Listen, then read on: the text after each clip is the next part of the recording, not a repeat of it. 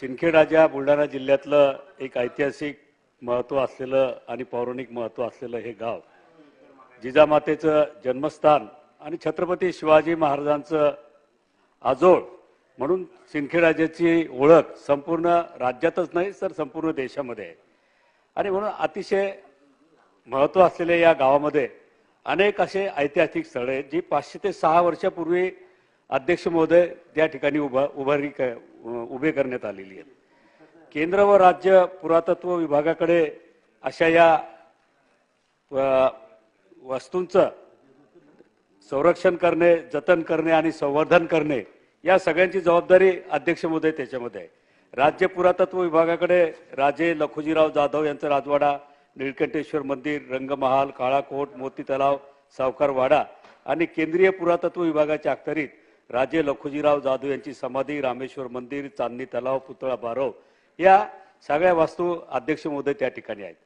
अध्यक्ष महोदय अलीकडच्या काळामध्ये श्री रामेश्वर मंदिर जे त्या सिंदखेडराजाचं ग्रामदैवत आहे त्याची भिंत सुद्धा त्या ठिकाणी ढासळलेली आहे। चांदणी तलाव त्याची सुद्धा भिंत त्या ठिकाणी पोखरले जाऊन राहिली आहे, ढासळले जाऊन राहिलेली आहे। आणि म्हणून चांदणी तलावाची अशीच जर अवस्था राहिली, पावसाळ्याचे दिवस आहेत, तर तो तलाव जर फुटला अध्यक्ष महोदय तर पुढची शेकडो एकर जमीन त्या ठिकाणी त्याचा नाश त्या ठिकाणी अध्यक्ष महोदय होईल। त्याचप्रमाणे निळकंठेश्वर आपलं रामेश्वर मंदिराची सुद्धा तीच अवस्था त्या ठिकाणी आहे की राज्य पुरातत्व विभाग, केंद्रीय पुरातत्व विभाग यांच्याकडे सातत्याने आम्ही मागणी करतो की ताबडतोब ते दुरुस्त करा।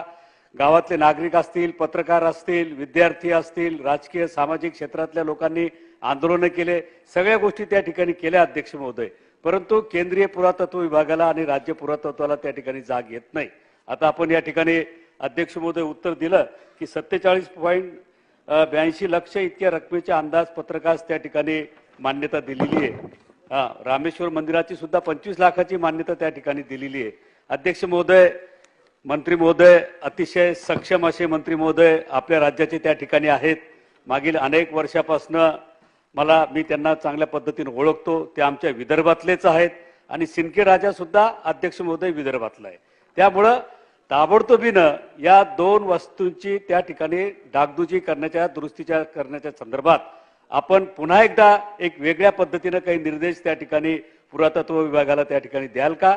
आणि त्याचबरोबरीनं सिंदखेडराजा या ऐतिहासिक वास्तूच्या संदर्भात अध्यक्ष महोदय त्या ठिकाणी 180 कोटीचा प्रस्ताव आम्ही त्या ठिकाणी तयार करून राहिलेलो आहे। आरोग्य विभाग, पाणी पुरवठा विभाग, विद्युत, PWT, वन, पर्यटन, वन आपल्याकडेच आहे अध्यक्ष महोदय।